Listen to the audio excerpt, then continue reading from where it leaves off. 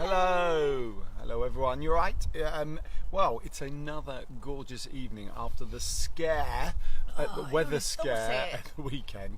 Actually, I have no issues with the rain at all. We love the sun, don't love the rain, but don't mind a bit of rain. We got a little bit soggy, it's safe to say, isn't it? We did. We had 3 bell tent job takedowns on Sunday, all scattered across Hampshire. And everything was sopping wet, so we've spent 2 days drying everything. But to be honest, small price to pay this summer, I think. Yeah, I think so as well. And to be honest, judging by what kind of weather they had endorsed it for Camp Festival, and they had tents blowing away and everything, as people abandoning it. Did anyone see the video on Facebook of? I think it was actually in Europe, but it came mainland Europe. God, I hate doing that. Mainland, like on the continent, whatever we're meant to say.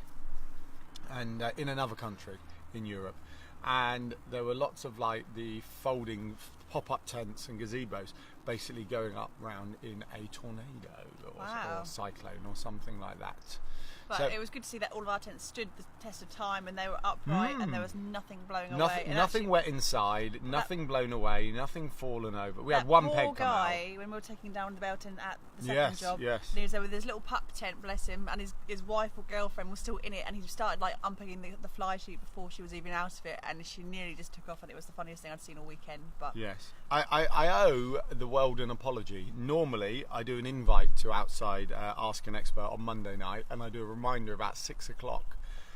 Excuse me, 7 o'clock on a Wednesday night.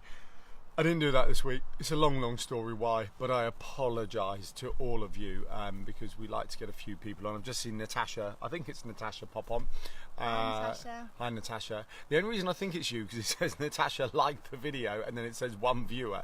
So I'm presuming it's you, Natasha, but I don't actually know. Super skills. Yes. So here we are. Anyway, L2. There we go. So perhaps I still apologise for not doing the normal reminders. So it's Ask an Expert live number 29. Who would have thought it? Who would have thought? Yeah, it was Natasha. Yay. Boom. My super skills work. What was I going to say? A little bit of follow on from last week, plus some other stuff. Emily's got lots she wants to talk about tonight. So, yes. What was I going to say? The only thing I was going to say was, and I haven't shared it into the group yet, and I just realised I haven't done that, so I will do that after this. Hannah has put a blog post up, basically talking about what we talked about last week. The timeline, planning up to a wedding.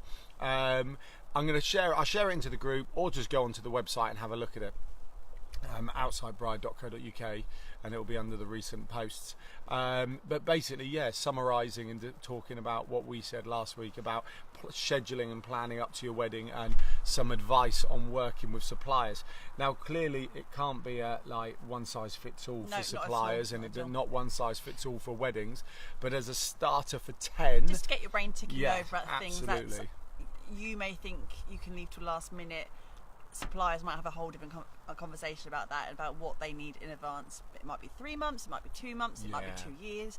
And it really does depend, but it's just some suggestions, isn't it, based on, for argument's sake, it references bell tent companies, obviously, and, sort of says a year to 18 months. And absolutely, that's perfect, but, we can accommodate the odd last minute request, but we have limited stock. And there are limited weekends throughout the summer, and limited bodies to do it all. So there are limitations. So really, you imagine the timeline is coming from the limitations of the supplier. So a venue can. Some venues can do 1 wedding per weekend, or 1 per day, basically, can't they? They do 1 per day, unless it's a big hotel. So that's why you book them early. Yeah. Whereas a dress shop, for argument's sake, and now I appreciate dress shops are probably done quite soon, because you need that's that's the bit you've been planning since you were 12 years old, ladies. I know this, and that's the bit that perhaps there is a little bit more give and take time-wise, but still need plenty of time for fitting, choosing, drinking champagne and what prosecco. I didn't get champagne at my fitting. I felt kind of robbed. I'd feel robbed if I paid as much as you paid for a wedding dress and didn't get a glass of champagne. So yes. shameless Baylily Bell Tents plug, because, well, what's the point if we haven't got an audience like you guys? We today got featured on another blog, and that's okay to talk about other blogs, even though our blog is obviously ace. I think it's absolutely fine to discuss on other green blogs. wedding shoes today, and I'm really, really happy. So please do, if you do like looking at blogs and stuff, do dig it out today. We got involved. I think I'll share it into the Outside Bride. Ago, I'll put it in the Outside Bride. You guys saw me on a Facebook Live on an Ask an Expert. I was filming from the set, actually. Oh, we did a split screen, didn't we? Did a and Wes, it all went wrong. A Wes Anderson inspired collaborative style shoot, and it was a little bit of Moonrise Kingdom and a little bit of Grand Budapest Hotel, but it was really quirky and it was really cool. And there was our bell tents there, and also where was it? Abington Barn. Abington Barn and Winchester. We had we have a lot of boho Persian rugs. We had lots of them dotted around. It was really cool, and I'm really chuffed that we got, because it's an American blog. Yeah. And barns are our grey area on outdoor weddings. Basically, week in, week out, they're part of outdoor weddings, then they're not part of outdoor weddings. But I think barns are in. I think it depends on the barn. We decide. It depends on the style of barn. So open-sided barns. Yeah, absolutely. Actually, saying that Abington Barns isn't open-sided, but it had outdoor space. But it does have outdoor space, and we were there. So happy days. Do check it out. It's really an awesome little read. We do have, while you're erring, we did go over 500 people in the Outside Bride Facebook. We did. And we try not to do stats actually, but it's a this little one, growing community. Yeah, of over 500 of you. So thank you so much to for sticking around with us, because I know that we do talk a lot, and but I love the fact that you all do start to interact with each other. You all ask questions, and you all are all lovely, lovely people. So thank you for sticking around with us. And yeah, I'm chuffed nuts that we're 500. Yeah, very cool. So today, what have I done today? I have just actually got home from a site visit with one of our lovely brides. Alex is also in this group, who's getting married in September.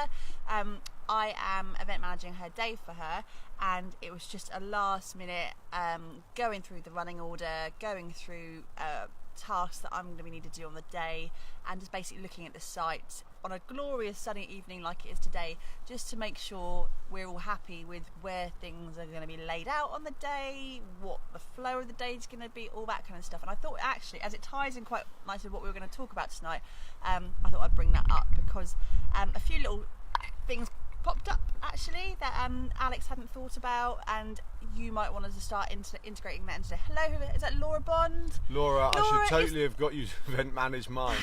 Well, yes, Laura. Never mind. There's nothing polite. We have imparted all of our knowledge onto this group anyway, so you'll be fine. We hope this helps. I mean, we come on every Wednesday, don't we? And we spout rubbish. Well, rubbish in the generic sense, for like 20 to 30 minutes. I didn't know you did that. Emily, we can do anything. Well, obviously, we take that as feedback for our marketing, I guess. Yeah, we're a bit rubbish. Taken on board. We're a bit rubbish on that. We do a bit of everything. We do a little bit of event management. We've got event management backgrounds. Our old jobs before the world of this kind of situation was all in event management and corporate event management and all that kind of stuff. So it's what we've done in the past. I did. For anyone who cares, I worked for a company called Funny Bone, who had the contract for Bournemouth Town Centre events. So we did all Bournemouth, and then we did the Pool fireworks. If anyone knows Dorset, Bournemouth and Pool. So done all that rubbish. So, yeah, and I used to work on large scale public events for the Forestry Commission and things like that. So it does help, Laura. Yeah. Oh, is that us marketing properly or doing a run through? Probably both. Probably a bit of both, maybe. Probably a bit of both. But anyway, we met up with Alex today, and a few things popped out. And this week's session, I did promise you last week that we would touch upon timelines of your day, so to speak, what you're planning on doing, what kind of blocks of time you should be allocating to things. We did pop a poll in this group throughout the week to ask just roughly what time of day you guys are getting married. It's going to vary depending on what time of day, obviously. Some of you might be getting married nice and early, some of you in the evening, but we've taken a straw poll and we're going along the 1:30 ceremony time of day. Oh, that's good. I'm glad, because in my head I thought for like 3-4 was average, so I'm glad it's closer to midday. There were I think 10 responses to that, and the rest were dotted along. Yeah, I'm good. Why would you not make a day of it? Absolutely. Yeah. But obviously, if you are getting married later in the day, just adjust your timings accordingly. And for those of you I do know in this group who are planning their days that are later on in the day, you're not having traditional sit-down meals and speeches and nothing like you would in a traditional wedding. So it doesn't really matter as much because you are making the day what you want it to be. So you will adapt your timings. Nothing's wrong in this world, is Absolutely it? Nothing's wrong That's the excitement of weddings. Nothing's wrong. So things to think about. So today we went to Alex's site, which was beautiful, and I'm not going to divulge all the information about her wedding because that's hers to talk about when after her event is, because it's not happened yet.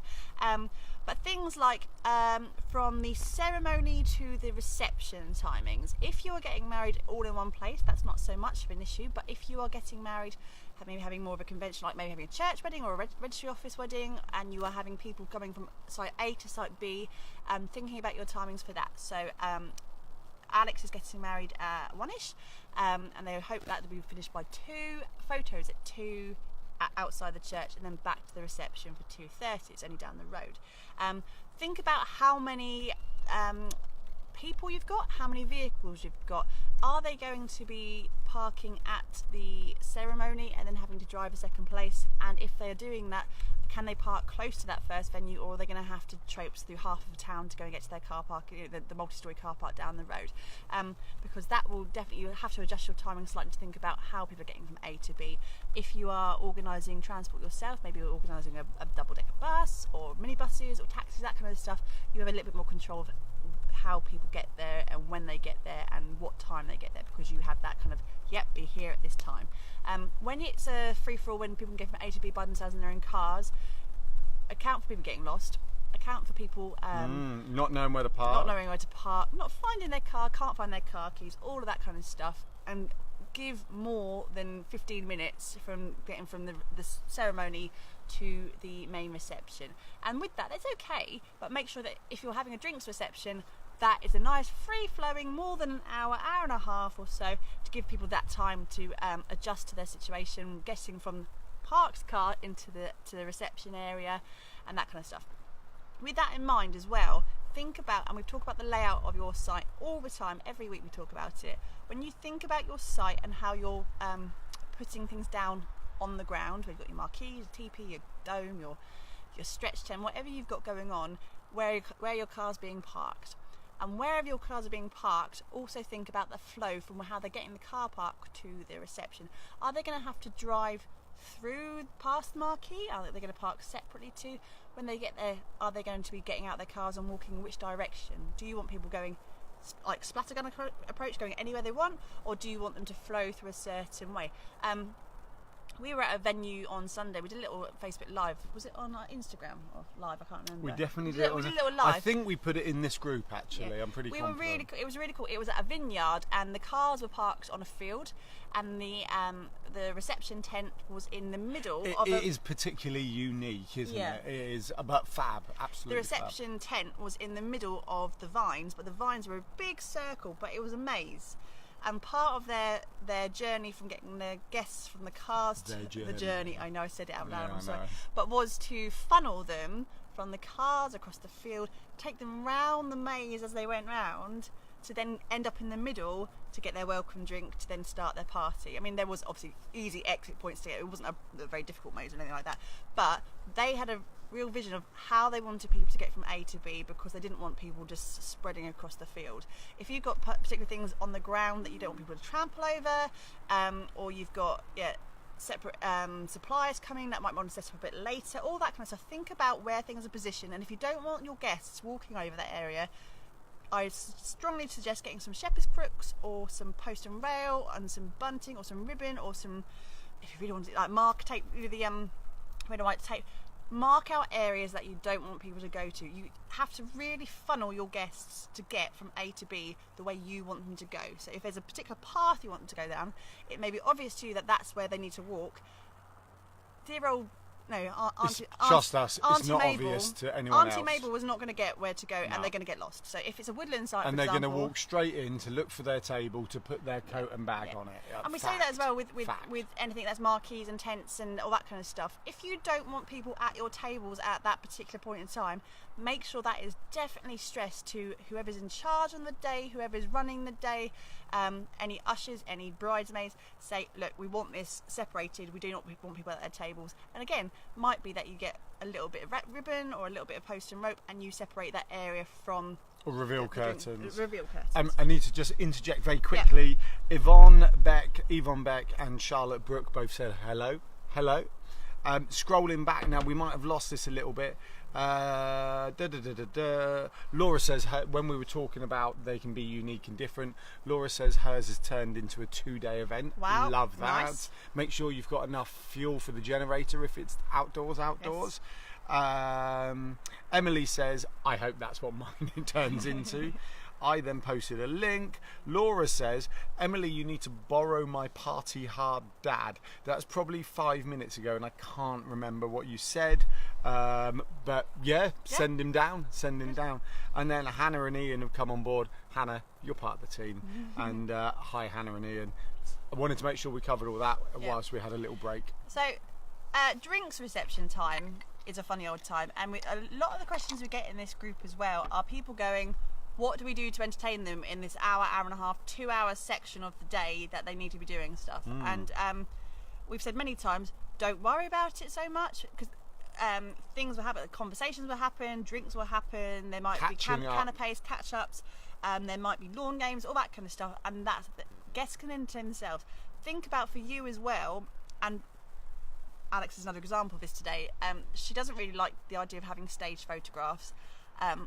It's completely up to you whether you have stage photographs, but mums and dads and grandparents always like the odd stage photograph. So speaking from experience, i.e. we've been married, and speaking from experience, i.e. we've spoken to lots of couples who are married and been at their weddings, and I'm sure the celebrants in the group will actually agree as well, because they're very close to that sort of world. You need a few staged photos. You're going to hate it, but you need a few, because that's what you look back in 30 years time and you go, oh look, there's Aunt Vera, you know, that's what your kids are going to look at, and they're going to go, talk me through the family. You need, unfortunately, keep it small and short, have a very short list. Any good photographer in this day and age, especially because most photographers are getting more of this reportage style of photography. Emily, anyway. we'll come back to that question. That's a big one. Okay, anyone will have that kind of style anyway, but any good photographer will be snap, go, and get some good shots out of that. But I would say make sure that any early on photos you want you and the groom or groom and bride, whoever it is, having your get that done in the drinks reception before, like if you're going from the ceremony to the reception. Drive off and do something elsewhere. You know, go and have them with the photographer. Spend half an hour whilst everyone else is milling around working out how to get from A to B and all of that. Go and have some photographs. Get it over and done with. Well, not over and done with. Yeah, enjoy that moment. Enjoy that moment. Enjoy that moment, and then come back to the drinks reception, because actually that's not a massive chunk of time really. By the time everyone's kind of settled down and worked out what they're doing, and especially for you, because as soon as you get to the reception, you're going to be bombarded by a complete sensory overload of people wanting to say congratulations, and people wanting to hand you a drink, and people saying open this card, it's really funny, and everything else, and you're going to go, oh my god, I've not seen you for 10 years, and it's just going to blow your mind. So give yourself a photo opportunity straight after the ceremony to go off with you and your partner, have some photos, let everyone else worry about what they're doing, and then come back to the drinks reception. Things like, if you are doing speeches, again, this is quite a lot of unconventional brides in this group, so you may or may not be doing speeches, absolutely fine if you don't. If you are doing speech and you're going down that line, greatest wedding in the world, it's not going to take half an hour. It's not, is it? No. One speech will be half an hour if you're lucky. Even if you have prepped every man and his dog beforehand to say you have a 5-minute window, say a few words, congratulations, toast, I guarantee you, and you've all been to weddings, that never happens, I guarantee you are going to be more than half an hour doing speeches. Yeah. I was an extreme, but when I was best man for one of my friends, mine was 23 minutes. Don't judge me on that. Luckily, it was all right, if I don't mind saying so myself. Some people just like the sound of their own voices. Hello. But yeah, mine was 23 minutes, so just bear that in mind. But that was long. Think about, so there are things to think about when you do those speeches. So some people like to do it before the dinner, some people like to do it during the dinner, some people like to do it after the dinner. Some people like it before people get drunk, don't they? Some people have dads and best men who have absolute anxiety, like the fear of speaking in a public place absolutely puts the fear of God on them, and they don't want to do it. So by doing it first, they can get it over and done with, then pick up a glass, have a drink, relax, and not have to spend their entire meal going, oh my God, this is coming up. So some people do it at the beginning, absolutely fine. If you're doing it at the end, I would say if you're doing it at the end and things are starting to end of the meal, again, from 1 o'clock through to 4 o'clock, 5 o'clock, it is undoubtedly going to overrun at some point. So just go with the fact that it's going to overrun. It's not going to be like clockwork. So if you are running late at that point and the speeches are coming next, think about if you're having evening guests arrive, what do you want to do with those evening guests? And again, it might be a little fact that you are not having evening guests at all. It's all one day and everyone's in one pool of people. But if you are having evening guests and you're just about to start the speeches, what are you going to do with that group of people outside? Are you going to say, come in? Are you going to put some chairs out for them to sit down? Are they involved with that? Do you want them penned outside or on the lawn? Are they having welcome drinks? Think about the next phase. I always think a little bit, what's it going to run into? So the next phase is evening time. So where are your guests going? Are they going to have access to a bar while you're talking? Yeah. Are you going to leave a tray of welcome drinks out so they can have an arrival drink as they come in? I like that. I think that's a good crossover. If you're going to run late, you want the speeches to run into the evening guests arriving. That's what you want. If that's where there's a crossover, that's where you want it. Zoe and Joe's wedding at the weekend, the first job we did. Yes. In Winchester, in Dummer. Oh yes. They had that, and it was pouring down with rain outside because greatest weather in the world. It is England and it rains. The one weekend this summer. I know, the one weekend. But if you've got an outside wedding, is it really fair if you've got a covered space to be leaving your evening guests to be poured on because unfortunately Dad hasn't done a toast, or Mum hasn't done a toast? Yeah, well, evening guests don't affect the speeches, the cake cutting, or the first dance. They don't affect it, but they do affect people sitting down for dinner. They do affect other things. There is no cost associated. Yeah, exactly. Well, ultimately, that's what it boils down to. It's a cost thing, isn't it? So totally get them on board and think about that in your timings, knowing that you will overrun unless you are completely anal about timings. You will overrun, so accept it. Which you shouldn't be. Be flexible, a little bit flexible. Then next, again, this is completely up to you what you're doing and what's in your day. You might have a traditional cake cutting, you might have a first dance. Most people do have a first dance. I would say probably bundle those two things together. Because if people have finished their meal and they're sat down at a table and then you've said, be free, go in and mingle, go to the toilet, or freshen up or whatever, you want to get all those people back for that event, and then if you send them off again to then 10 minutes later go, and it's first dance, you're not going to get everyone back. So bundle the two together, start with a cake cut or start with the first dance, and then do the two simultaneously, and then the evening can start. Then just smash it out. Yes. Things in the evening you need to consider are band arriving, or if you've got any live entertainment arriving, what time are they arriving, what access do they need, who's showing them where to go, is there access to the place where they're playing without going through the main marquee, or I say marquee tube or whatever, or is there a side entrance they can go to? Can you unzip a side so they can just sneak in? Because again, if dads or mums are doing a speech and they are focused on that, you do not want a drummer and a guitar and everything coming through the main part of the marquee. So work out, is there an access point that they can get to without interrupting that part of the evening, the day? Sorry, interjected. This is something you should speak to your, let's say, tent provider. They'll be able to kind of talk from experience, and it doesn't need a long, lengthy conversation. No. But if you know your band are coming in at X o'clock, and you go, what do you normally do? They might go, well, the band would come in through the catering because that's where we've placed that area, or whatever. Yeah. So it's always worth having these conversations with some of your suppliers. Bands are not going to come in at 7 and start playing at 7. They're going to need to set up. They're going to need to do a sound check if they're doing live music like that, and they'll probably need to come in from about 5:30, depending on what the band is and how many pieces it is and what they need to tune in and all that kind of stuff. So do consider your entertainment coming in and any evening suppliers coming in. What's going to be appropriate for them, what time's appropriate. Thanks, Laura. Bye. See you later, Laura. All that kind of stuff. Consider that in your timings. Then on the latter end of the evening, a lot of you have put up ideas of things like marshmallow stations and campfire areas and midnight snack areas and sparklers and all of the fun stuff that happens in the evening. I would say again, make sure that that's planned in advance when roughly you want to do that. set up well in advance, so that if it doesn't, if you are overrunning, you don't have to worry about drunken people trying to put out tables and signage, and or who's turning it on if it's a chocolate fountain. Fairy lights switching on. I think Sylvia asked that the other day. This time of year. Well, yeah. What time is it now? So it's 25 past 8 and sunset's about 9. Yeah. So we said lights should be switched on about about an hour before sunset, basically hour and a half before sunset, because you want them on in this light actually, because they will look fab. So. Yeah, so lighting is an important one to designate a job to and give that person that responsibility about now.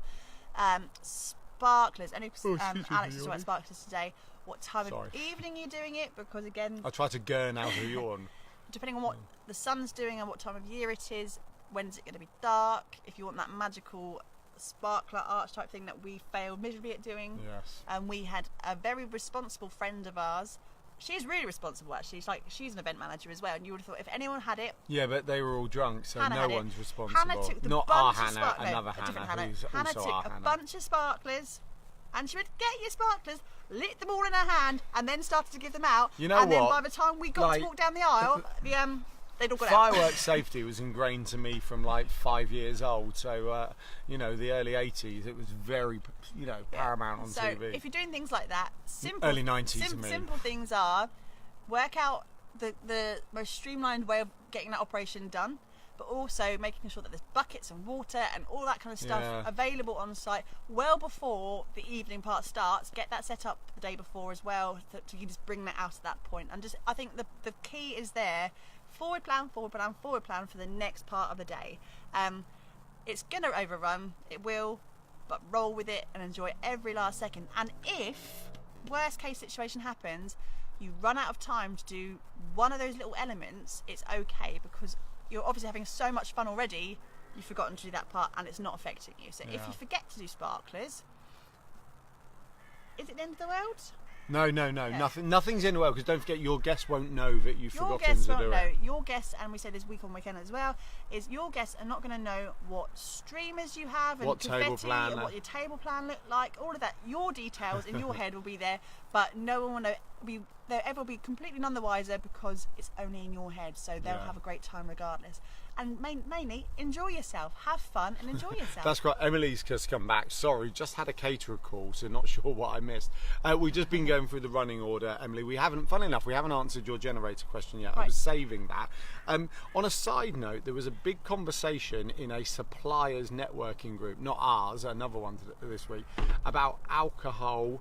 Bringing your own alcohol and bar companies. Good one. So we might save that, and we might have to get someone with a license to come on and discuss that, because I don't think we know enough. Well, I know a little bit. So we might talk about that, because even when I was reading this conversation, it was quite a long conversation. In a nutshell, we will elaborate. Yeah, and then I'll answer Emily's question. Sorry, Emily, we're not holding you out. A catering company who does a bar in the evenings, and they were getting quite antsy about the fact that more and more often they're putting a paid bar on, and there are guests there with alcohol under the table and not paying. Keeping the table wine. Depending on what your bar situation is and where you are and what you're doing.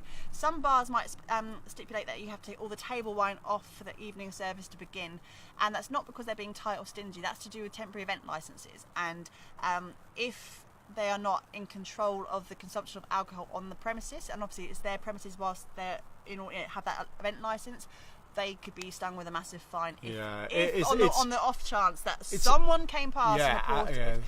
So it was just an interesting point about what you're doing about alcohol. Let's try and cover alcohol next week. We might actually find Josh is good. Oh yeah, do you know what? I was trying to think who our most well-known bar company is. We have a bar company here called NJAC, and Josh is really knowledgeable about things like that and what to do with temporary event licenses and bar companies coming on site. Let me answer. Emily, generator is an issue for us. What's reasonable amount of fuel? Right. It's a difficult question. It really depends.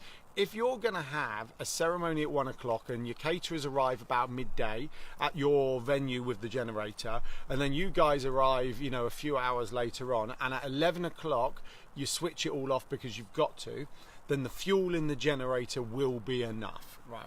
If you're going to have a festival extravaganza that starts on Friday and you're going to keep freezers and fridges keeping your beer cool all weekend, and you're going to want to charge mobile phones all weekend, and you're going to have lights in the tent on Friday night, on Saturday night, and then on Sunday morning you're going to do that. Breakfast.